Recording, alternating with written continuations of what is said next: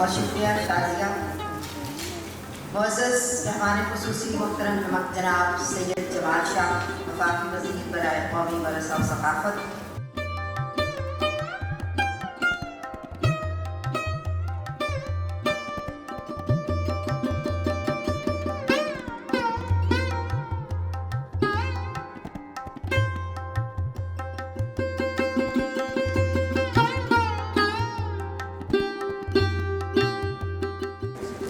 सबकी बाहमी शनाख्त के तहत ये काम जल्द इंशाअल्लाह सर अंजाम देंगे और दुआ करें कि हम इस काम में कामयाब हों और ये काम ऐसा काम हो कि जो सबके काम हो।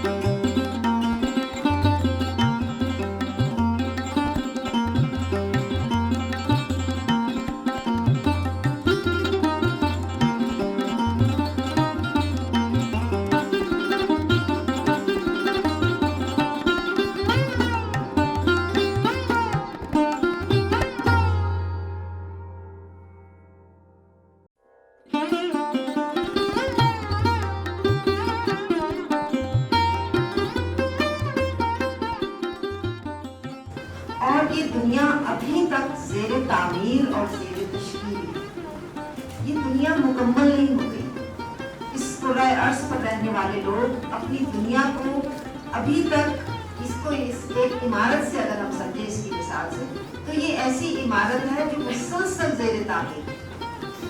ये इदारे छोटे छोटे इदारे हैं, ये कुछ नहीं कर सकते।